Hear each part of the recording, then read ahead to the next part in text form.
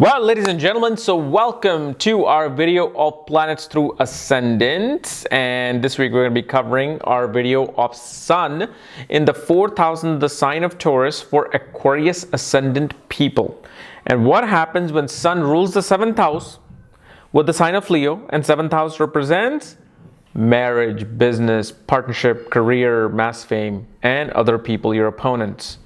And that planet now, Sun, is 10th from itself in the 4th house. And it's sitting in the sign of Taurus, of all the signs. So what do we see here? Now, as always, if you do not know where your Sun is placed, what sign it's in, what nakshatra it's in, all the other astrological details, for that, check out the links here. Check out my full astrological report, including my books, Astrology, Conjunction, and Aspects, and Mahadashas at the Speed of Light, including all my consultations here, including some new readings here. So, when Sun is in the 4th house, obviously shows that one will attain all the prestige, wealth, fame, and status in life, but only in the second half. Only in the second half, meaning you're going to have to cross the age of 31. And second half doesn't mean that 31, so you can only live till 60. No, it's just that you're going to have to cross the 30th mark. And from that 30th mark, things will get slowly better. And once you hit 36 onwards, the second half of life becomes extremely good. Why? Look at the logic in it. Okay, very, very simple logic. Where does the Sun rises from? It rises from the 12th house, okay? Sun is at its highest of heat, maximum of heat at noon, which is the 10th house.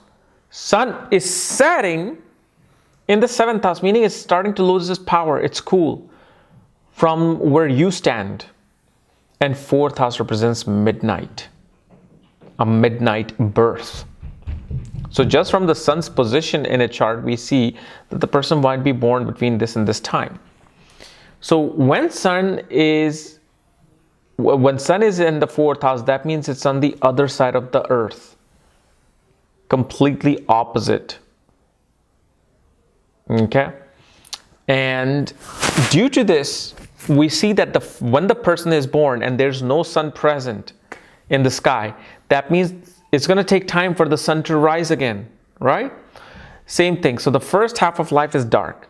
They deal with a lot of issues, psychological issues, wealth issues, issues within the family. But after the second half, the Sun starts rising. That means their life starts becoming better. But especially in Taurus, it is not as harsh. In Taurus, actually, the person will prosper from quite early on, like 26, 27. But because it rules the 7th house, shows only through marriage one attains the wealth, land, real estate, vehicles. And such people I've seen love owning luxury vehicles, the ultra luxury vehicles. And I'm not just talking about BMW or Mercedes. I'm talking about like they want to own a Bentley and Rolls Royce, Ferrari. Not even Ferrari, that's more of a sporty vehicle. They like to, it's like the king wants to travel in a chariot, which represents the king. If you saw somebody driving a Ferrari, they'll be like, oh, it's a 20-year-old, 25-year-old investment banker or some rich kid. But if you saw somebody get out of a Bentley and a Rolls Royce, you're like, okay, they are either self-made or there's something so regal and royal that, my God, they don't even need a driver. They're being driven in a Rolls Royce. So, I mean, I've seen, especially in a certain degree, wealth is always there, stored. A lot of prestige and fame comes into this person's life.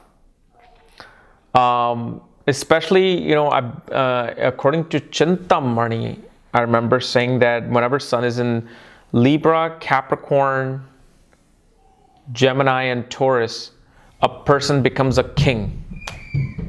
They become a king of something, but not early. Later in life, they become a king. And your spouse most definitely will have beautiful eyes. Beautiful eyes. Spouse will be short in height. And spouse will have very sharp face features. And at the same time, spouse will only want to be home, would like to be home, would like to be with the children, right? Like to raise children and having a home-based business. And because the spouse will come in your life, your wealth will rise. Now, this doesn't mean just for men, it's for women as well. When you have this, your spouse would want to have a home-based business or do work from home, remote working. For them, they find that comfort in privacy, surrounded by walls. They want to be home. They want to be around family. They want to nourish themselves and the people around them.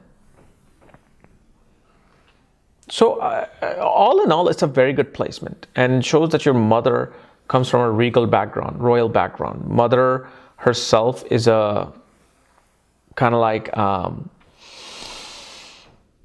sustenance of golden eggs.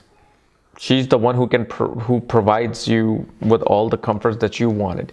Now, again, this is a very flat out assessment. I don't know what planet aspects your sun. I don't know what planet is conjunct your sun. I don't know what degree your sun is in. So all this matters. Okay? I don't know what yoga sun is creating in your chart. Right now it's creating a very good yoga. But again, that yoga can be nullified. Okay? But this is the most basic bone in analysis. Okay?